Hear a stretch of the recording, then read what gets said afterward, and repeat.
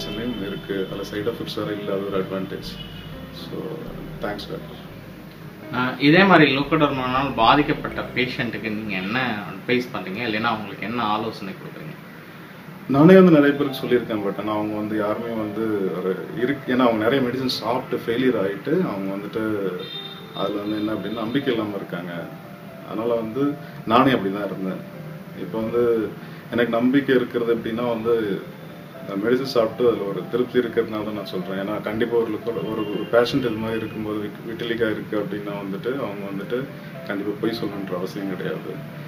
அவங்களுடைய மன உளைச்சல் என்ன, ஃபார் எக்ஸாம்பிள் இப்போ பார்த்தீங்கன்னா இப்போ ஒரு சின்ன குழந்தை இருக்குன்னா அவங்க அப்பா அம்மாவுடைய உளைச்சல் என்ன இருக்கும், அது மாதிரி வந்து ஒரு படித்து முடிச்சு வேலை தேடுறவங்களுக்கு எப்படி இருக்கும், ஸ்கூலில் படிக்கிறவங்களுக்கு எவ்வளோ கஷ்டம் இருக்கும், அது மாதிரி வந்து ஒரு ஒய்ஃப் அவங்க ஃபேமிலியில் வந்து ஹஸ்பண்ட் வந்துருச்சு அப்படின்னா ஒய்ஃப்க்கு எவ்வளோ கஷ்டம் இருக்கும், அவங்க ஹஸ்பண்ட்க்கு எவ்வளோ கஷ்டமாக இருக்கும் ஒய்ஃப்க்கு இருந்துச்சுன்னா, அவங்களுடைய மன உளைச்சல் என்ன, அவங்கள எப்படி ஃபஸ்ட் சப்போர்ட் பண்ணி எப்படி வெளில கொண்டு வர்றது, அவங்களுடைய ஃபேமிலிக்கு எவ்வளோ கஷ்டம் இருக்கும், இதனால் சொசைட்டி எவ்வளோக்கு பாதிச்சிருக்கு. உலகத்தில் வந்து ஒரு 2% பீப்புள் வந்து அஃபெக்ட் ஆகுறாங்க. ஸோ அதனால் அவங்களுடைய வாழ்க்கையை ஃபுல்லாக போயிடும். இதெல்லாம் நிறைய பேருக்கு வந்து ஃபஸ்ட் எடுத்தோடனே வந்து வாழணுமான்ற ஒரு கொஷின் தான் வரும். அடுத்து வந்து ஒரு ஜாப் சர்ச் பண்ணும்போது பார்த்தீங்கன்னா ஜாப் சர்ச் பண்ணுறதே ஒரு பெரிய கஷ்டமான ஒரு விஷயம். அதில் இந்த ஒரு விஷயத்தையும் வச்சுட்டு அது ட்ரை பண்ணும்போது ஃபஸ்ட்டு எல்லாமே செலக்ட் ஆகிட்டு அதை ரிஜெக்ட் பண்ணிடுவாங்க அவங்களுக்கு அவேர்னஸ் இல்லாமல். ஸோ அதனால் வந்து ஃபஸ்ட்டு எப்படி வாழறதுன்னே தெரியாது.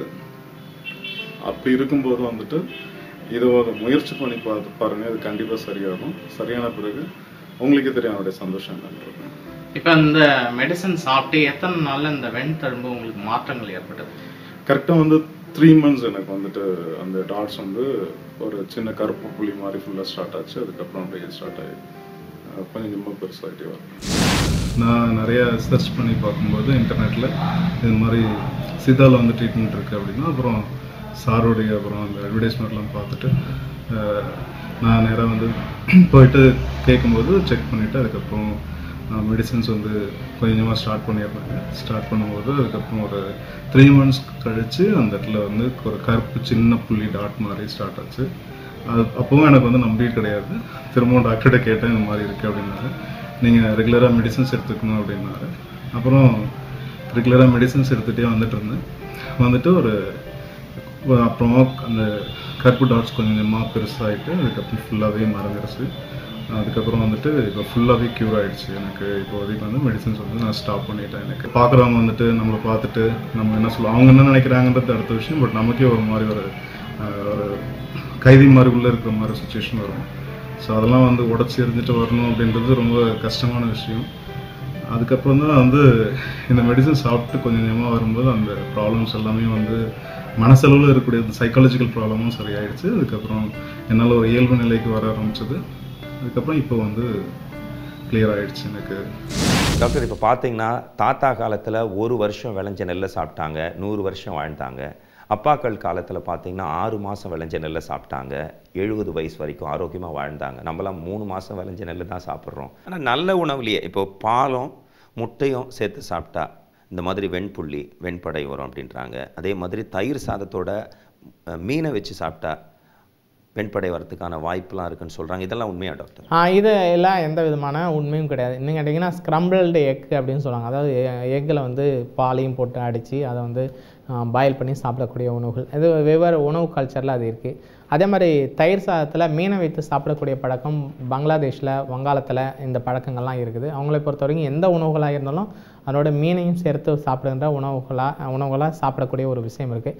அதனால் இப்போ நீங்கள் சொல்கிற மாதிரியான இது நம்பிக்கைகள், பட் என்றாலும் இந்த நம்பிக்கைகளுக்கு எந்த விதமான அடிப்படை ஆதாரங்கள் கிடையாது. இந்த வெண்படைக்கான ட்ரீட்மெண்ட் எடுத்துக்கும் போது ஏதாவது ஃபுட்டு சாப்பிட்டா அலர்ஜி ஆகுமா, அதாவது பக்க விளைவுகள் ஏதாவது ஏற்படுமா டாக்டர்? இப்போ இந்த மருந்துகளை பொறுத்த வரைக்கும் இதுக்கு முன்னாடி சித்த வைத்தியர்கள் பயன்படுத்தின மருந்து இப்போ நான் பயன்படுத்தலை. இது வந்து காயகல்ப தெரப்பி அப்படின்னு சொல்லிட்டேன். ரெண்டாவது விஷயம் பொறுத்த வரைக்கும் பார்த்திங்கன்னா இந்த உணவுகள் என்பதை பொறுத்த வரைக்கும் பெரிய அளவில் கட்டுப்பாடு, நீங்கள் கத்திரிக்காய் சாப்பிடாதீங்க, அப்புறம் இது சாப்பிடாதீங்க, அது சாப்பிடாதீங்கன்னு ஒரு பெரிய லிஸ்ட்டு சித்தா டாக்டர் போட்டிங்கனாலே ஒரு பெரிய மளிகை கடை லிஸ்ட்டை கொடுக்குற மாதிரி கொடுப்பாங்க, அவ்வளோ உணவுகளை தவிர்த்துருங்க அப்படின்னு. ஆனால் அப்படி எதுவுமே நான் சொல்லலை. நான் சொல்கிறது வெரி சிம்பிள். முன்னாடி சொன்னீங்க அந்த கோழியை பற்றி நாம் பேசணும். இந்த கோழியினுடைய வளர்ப்பில் சில குறைபாடுகள் இருக்குது அப்படிங்கிறதுனால அந்த கோழியும் முட்டையும் எந்த வியாதி வந்தாலும் சாப்பிடாதீங்க அப்படின்ற மாதிரி நம்ம சொல்கிறோம். சிக்கன் அண்ட் எக்கு கண்டிப்பாக தவிர்க்க வேண்டும். அடுத்து வந்து இந்த வெண்புள்ளிகளை பொறுத்த வரைக்கும் பார்த்திங்கன்னா அந்த நிறமிகள் உருவாவதற்கு தடையாக இந்த எலுமிச்சம்பழம், சாத்துக்குடி, இந்த சிட்ரஸ் ஃப்ரூட்லாம் இருக்குது. ஆனால் இந்த சிட்ரஸ் ஃப்ரூட் சார்ந்த உணவுகளை தவிர்த்துருங்க. அப்புறம் அந்த குளிர்பானங்கள், ஐஸ்கிரீம் இதெல்லாம் வந்து நிறைய விட்டமின் சி மாதிரியான விஷயங்கள் நிறைய சேர்க்குறாங்க. அப்படிங்கிறதுனால இந்த குளிர்பானங்கள், ஐஸ்கிரீம் இந்த மாதிரியான விஷயங்களை தவிர்க்கணும். அப்புறம் வண்ணச்சாயங்கள், கோல்தார் ப்ரிப்பரேஷன் அப்படின்னு சொல்லுவோம். அந்த நிலக்கரி தார்லேருந்து எடுக்கப்படுகின்ற வண்ணங்கள், அந்த செயற்கை வண்ணமூட்டும் பொருட்களை கலந்து தயாரிக்கப்படுகின்ற எந்த உணவுகளையும் தவிர்த்து விடுங்கள். அப்புறம் மரபணு மாற்றம் செய்யப்பட்ட உணவுகள், அதிக பூச்சிக்கொல்லிகளை பயன்படுத்திய உணவுகள் இதெல்லாம் கொஞ்சம் தவிர்த்து விட்டு இயற்கையான உணவுகளை சாப்பிடுகின்ற போது, இயல்பான உணவுகள் சாப்பிட்டு இந்த இயற்கையான மருந்துகளையும் சாப்பிடுகின்ற போது இந்த வெண்படை நோய் முற்றிலும் முழுதாக குணமாகும். நீங்க சொல்ற விஷயங்கள் வந்து நார்மல் ஹியூமன் கூட எல்லாரும் பயன்படுத்து. இப்போ நான் சொன்னதில் வந்து இந்த எலுமிச்சம்பழம், சாத்துக்குடி, ஆரஞ்சை தவிர்த்த மற்ற விஷயங்கள் நான் சொல்றது எல்லாம் பொதுவான எல்லாருமே கடைபிடிக்க வேண்டிய. உங்க பேர் சொல்லுங்க. என் நேம் இஸ் பிரியதர்ஷினி. நீங்க என்ன வரீங்க? சோமர்சபேட்டை. என்ன பிரச்சனை உங்களுக்கு? எனக்கு வந்து கன்னத்துல வந்து தேமல் இருந்துச்சு. தேமல்னா வெள்ளை தழும்பு. ஸ்கின் கலர் மாறி இருந்தது இல்லையா? வெள்ளை கலர்ல. இப்போ எவ்வளோ நாள் மருந்து எடுத்திருக்கீங்க? இப்போ 1 மந்த் எடுத்திருக்கேன். இப்போ 1 மந்த்ல என்ன சேஞ்சஸ், மாற்றங்கள் இருக்கு? இப்போ கலர் சேஞ்ச் ஆயிருக்கு. எங்க காட்டுங்க, எங்க இருந்தது உங்களுக்கு? இந்த இடத்துல. அவ்வளோ தெரியலல்ல இப்போ? ஆமா, மாறி இருக்கு. இவ்வளோ ஃபாஸ்டா கலர் மாறும்னு நீங்க எதிர்பார்த்தீங்களா? இல்ல. இவ்வளோ ஃபாஸ்டா மாறும்னு எதிர்பார்க்கல. ஆமா. முன்னாடி சந்தேகமா தான் இந்த மருந்து ஸ்டார்ட் பண்ணீங்க அப்படியா? இல்ல, நிறைய இடத்துல காட்டியிருக்கேன். ஆனா இவ்ளோ ஸ்பீடா மறைஞ்சது இல்ல. இப்ப இங்க காட்டி இல்ல, இங்க சாப்பிட்டு குணமாகுமா ஆகாதாங்கிற ஒரு சந்தேகத்தோட சாப்பிட்டீங்க? இல்ல, சந்தேகத்தோட சாப்பிடல. குணமாகும்னு நம்பிக்கை இருந்துச்சு. சரி, எவ்வளவு நாள் அந்த கலர் சேஞ்சஸ் உங்களால வாட்ச் பண்ண முடிஞ்சது? ஒரு 1 வீக்ல தெரிஞ்சுச்சு. 1 வீக்ல தெரிஞ்சுச்சு. இப்போ எந்த அளவுக்கு, எத்தனை % மாறி இருக்குன்னு நீங்க ஃபீல் பண்ணீங்க? ஒரு 50%? 50%. போர்டில் இருந்தாலும் சார் வெள்ளையா இது இருந்துச்சு, புள்ளி இருந்துச்சு. இப்போ 2 மாசமா அவங்கள்ட்ட காட்டிட்டு இருக்கேன். இப்போ மறைஞ்சிருச்சு. வெண்தழும்பு எவ்வளவு நாளா இருக்கு? இப்போ அது எனக்கு தெரிஞ்சு 1 மாசம் முன்னாடி, 1 மாசத்துக்கு முன்னாடி தெரிஞ்சுது சார். இப்போ 2 மாசமா அவங்கள்ட்ட ட்ரீட்மெண்ட் பண்ணிட்டு இருக்கேன். இப்போ ஓரளவுக்கு பரவாயில்ல, நல்லா மறைஞ்சிருச்சு. இப்போ எவ்வளவு நாள்ல அது மறைய ஆரம்பிச்சது? மறைய ஆரம்பிச்சது ஒரு 1 மாசம் மேல மறைய ஆரம்பிச்சிருச்சு. எந்த இடத்துல இருக்கு காட்டுங்க? இருந்தது கண் புருவத்தில். இப்போ ஏறக்குறைய ஃபுல்லாக போயிடுச்சு இல்லையா? ஓரளவு போயிடுச்சு சார். அதாவது டாக்டர், மற்ற நோய்கள்லாம் நம்ம உள்ளுக்குள்ளேயே தான் இருக்கும், மற்றவங்களுக்கு தெரியறதுக்கு வாய்ப்பு இல்லை, நம்ம சொன்னால் தான் தெரியும். ஆனால் இந்த வெண்புள்ளி, வெண்படை பாதிப்பு மட்டும் எல்லாருமே பார்ப்பாங்க, அண்ட் அருவருப்பாக பார்க்குறவங்க கூட இருக்குது. அந்த மாதிரி தான் சமுதாயம் இருக்குது. இதனால் மைண்ட் அளவில் மென்டலி டிப்ரெஸ்ட் ஆகிட்டு சூசைட் அட்டம் பண்ணவங்கலாம் கூட நான் பார்த்துருக்கேன் டாக்டர். ஸோ இந்த மாதிரி பாதிப்பு இருக்கவங்க, அவங்களுக்கு நீங்கள் பண்ணக்கூடிய அட்வைஸ் என்ன? அட்வைஸ்லாம் உண்மை கிடையாதுங்க. இப்போ நான் என்ன சொல்கிறேன்னா, இந்த நிகழ்ச்சியை பார்க்கக்கூடியவர்கள், இந்த வெண்படை நோயினால் பாதிக்கப்பட்டவர்கள் மிக குறைவாக தான் இந்த நிகழ்ச்சியை பார்க்கக்கூடிய சந்தர்ப்பம் இருக்கலாம். ஆனால் இந்த நிகழ்ச்சியை கோடான கோடி பேர் பார்க்க போகிறீங்க. அப்போ பார்க்கின்ற போது ஒரு சமூக கடமையாக நான் சொல்கிறது என்னென்னு பார்த்தீங்கன்னா, வேறு மற்ற டிசீஸுக்கெலாம் நீங்கள் என்கிட்ட அனுப்பிச்சி விடுங்க, பேஷண்ட் அனுப்புங்க அப்படின்னு நான் அப்ளிகேஷன் வச்சதே கிடையாது, நேயர்கள்ட்ட நான் வச்சதே கிடையாது. மாறாக இந்த பர்டிகுலர் டிசீஸ்க்கு நான் வைக்கிறேன். மிக தாழ்மையாக கூட கெஞ்சு கூட கேட்டுக்கிறேன் அப்படின்னு கூட நீங்கள் அந்த விஷயத்தை எடுத்துக்கொள்ளலாம். ஏன்னு பார்த்தீங்கன்னா, இந்த நோயினால் பாதிக்கப்பட்டவர்கள் சொல்லுகின்ற, இப்போ நீங்கள் சொன்னீங்க இந்த சூசைடே பண்ணிக்கக்கூடிய அளவிற்கு போயிருக்காங்க, சிலர் சூசைட் பண்ணியிருக்கிறாங்க அப்படின்னு சொன்னீங்க. அப்போ அந்த அளவிற்கு வந்து சூசைட் நிறைய பார்த்துருக்கேன். சூசைட் பண்ணிக்கிறாங்க. அதாவது முன்னாடி சொன்னால திருமணத்திற்கு பிறகு ஜஸ்ட் சூசைட் பண்ணிக்கலாம் கிளம்புறாரு, சோஃபாவில் உட்காந்துட்டு எல்லாரையும் வீட்டெல்லாம் ஒரு முறை பார்த்துட்டு நமக்கு கல்யாணம் நின்று போச்சு, செத்து போயிடலாம் அப்படிங்கிற மாதிரி நிலைக்கு அவர் கிளம்புற போது இந்த டிவியை பார்க்குறாரு. டிவியில் நான் சொல்கிறேன், இந்த விஷயத்த சொல்கிறேன். சொன்ன உடனே நேரடியாக அவர் சூசைட் பண்ணிக்கிறதுலாம் நிப்பாட்டிட்டு நேரடியாக சென்னை புறப்பட்டு என்னை வந்து பார்த்து சந்திக்க ஆரம்பித்து அவர் சொன்ன விஷயங்கள் கூட அந்த நிகழ்ச்சியில் ஒழுங்குறப்புறம் இதே இன்சிடென்ட் அவர் வாயாலே சொல்லியிருக்கிறாரு. அவர் ரொம்ப கஷ்டமாக மனநிலையில் இருக்கும்போது அந்த டிவியில் உங்கள் இது பேட்டி வரதும் தான் சரி கண்டிப்பாக. அது நின்ன உடனே சோகம் ஆயிட்டீங்களா? வருத்தம் ஆயிடுச்சு வெளியில? எல்லாம் சொல்லியாச்சுங்க சார், எல்லா இடத்துலையுமே. ஃப்ரெண்டுகளுக்கு, சொந்தக்காரங்க எல்லாருக்குமே தெரியும், பத்திரிக்கை அடிச்சாச்சு. கொஞ்சம் மனசு சங்கடம் வந்துச்சு. ஐயோ, எல்லாருக்கும் தெரிஞ்சு பத்திரிக்கை அடிச்சு பத்திரிக்கைலாம் கொடுத்து எல்லாத்தையும் பேசி வந்து அடுத்து என்ன இவ்வளவு நாள் ஆச்சு பத்திரிக்கை கேட்டுக்கிட்டே இருக்கு. அப்படி ஒரு ஆளே சொல்றதுக்கே சங்கடமா தான் இருந்துச்சு. கல்யாணம் நின்றுச்சுங்கிறது சொல்றதுக்கு. இன்னைக்கு நான் மெட்ராஸ் வரதுனால தான் செல்ல ஆன் பண்ணிட்டு இங்க வந்தேன். அதுல இருந்து 9 நாள் வீட்லயே இருந்தீங்களா? வெளியே போக சங்கடமா இருந்தது. வெளியிலே போகல, வீட்டுக்குள்ளே முடங்கியிருந்தீங்க. அப்பதான் இந்த நிகழ்ச்சி, நம்முடைய நிகழ்ச்சியை டிவி பார்த்துட்டு இருக்கும்போது அப்படியே தற்செயலா வந்துச்சு. சரி நம்ம மனநிலைக்கும் அதுக்கும் சரியா இருந்துச்சு, நீங்க கண்டிப்பா குணப்படுத்திடலாம் அப்படின்னு சொல்லிட்டு இருந்தீங்க. சரி அப்பனா நம்ம மனநிலைக்கு ஏத்தாப்புல நடக்குதுன்றக்காண்டி தான் வந்துட்டேன். நான் ஆக்சுவலா சித்த மருத்துவத்துல சாப்பிட்டுட்டு தான் சார். அது ரொம்ப நாளா சாப்பிட்டு இருக்கேன், ஒன்றும் டிஃப்ரெண்ட் ஒன்றும் தெரியல. அவங்க சாப்பிடுங்க, குணமானாலும் ஆகும், 1 மாசத்துல ஆகும், 1 வருஷத்துல ஆகும், ஆகாம கூட போகும், பெருசானாலும் ஆகும். பயம் எல்லா இடத்துக்கும் நான் போன இடத்துல பயமுறுத்திட்டு தான் சார். கடைசி நேரத்துல உங்களுடைய கல்யாணம் நின்றுது. இன்னைக்கு ஆக்சுவலி உங்களுக்கு கல்யாணம் நடக்க வேண்டியது. ஆமாம் சார், 12. சரி விடுங்க, அதை விட உங்களுக்கு நல்ல பொண்ணு கிடைக்கும்.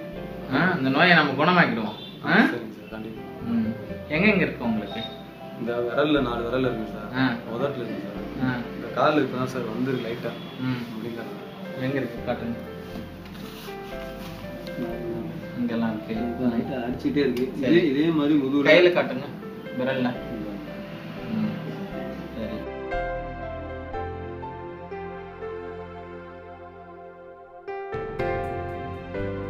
இப்போ எவ்வளவு நாள் சாப்பிட்ருக்கீங்க? 2 மாசம் சாப்பிடுங்க. 2 மாசம் சாப்பிட்டல. என்னென்ன மாற்றங்கள் எங்கெங்கெல்லாம் மாறி இருக்கு? விரல்ல கொஞ்சம் மாறி இருக்கு, கொஞ்சம் காலில் கொஞ்சம் மாறி இருக்கு. Very good.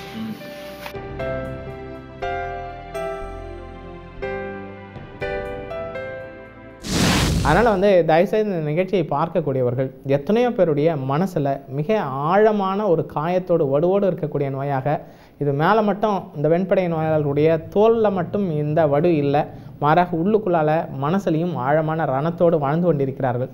அவர்களுக்கு இந்த மெசேஜ், நான் சொன்ன இந்த மெசேஜ், இப்போ இந்த நிகழ்ச்சியை பார்க்கின்ற போது நான் சொல்கிற அத்தனையும் உண்மை என்பது உங்களுக்கே விளங்கும்.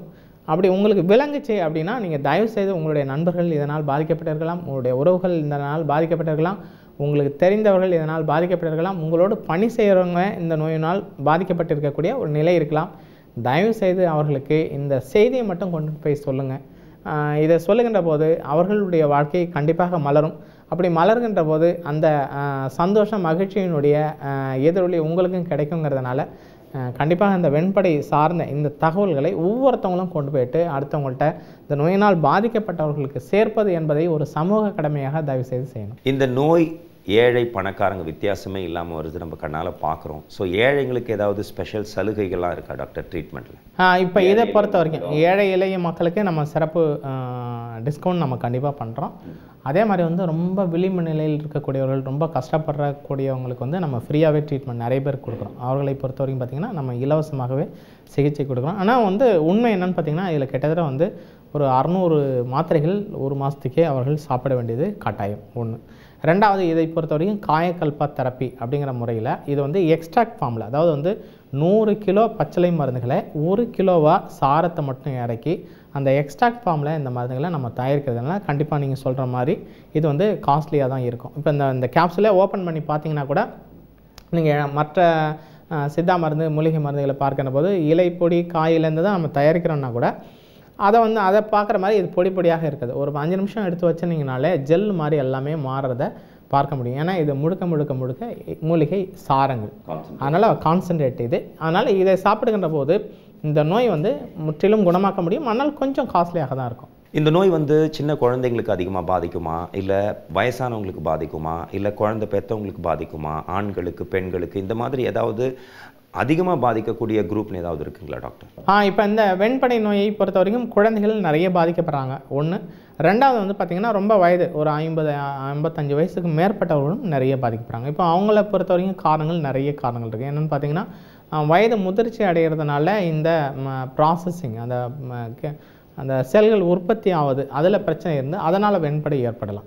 இந்த குழந்தைகளை பொறுத்த வரைக்கும் பார்த்திங்கன்னா சில வகை நோயினால், சில வகையான கல்லீரல் பாதிப்புனால், சிறுநீரகம் சரியாக வேலை செய்யாத ஒரு நிலையில், இல்லை உடலினுடைய கழிவுகள் சரிவர வெளியேற்ற முடியாத நிலையில், இல்லை சின்ன வயசுலேயே நிறைய மருந்து மாத்திரைகள் சாப்பிட்றது, இல்லைன்னா வர புட்டி உணவுகளை நிறைய கொடுக்கின்ற குழந்தைகளுக்கு கூட இந்த மாதிரியான வெண்படை நோய் வருவதற்கான சாத்தியக்கூறுகள் இருக்குது. Thank you, thanks a lot doctor. ஆள் பாதி ஆடை பாதின்னுவாங்க, ஆனால் ஆள் பாதி தோல் பாதின்னு சொல்லலாம் இன்றைய காலகட்டத்தில். அந்த அளவுக்கு மனிதனோட தன்னம்பிக்கையே குலைக்கிற இந்த வெண்படை பாதிப்புக்கு ஒரு அற்புதமான மருந்தை உலகத்திலேயே முதன்முறையாக டாக்டர் கண்டுபிடிச்சிருக்காரு. டாக்டர்ஸ் ஆர் த காட்ஸ் மெசஞ்சர்னு சொல்லுவாங்க. நிச்சயமாக ஒரு நல்ல விஷயத்தை இந்த நேரத்தில் உங்ககிட்ட பகிர்ந்துக்கிட்ட சந்தோஷத்தோட விடைபெறுகிறோம். நன்றி, வணக்கம்.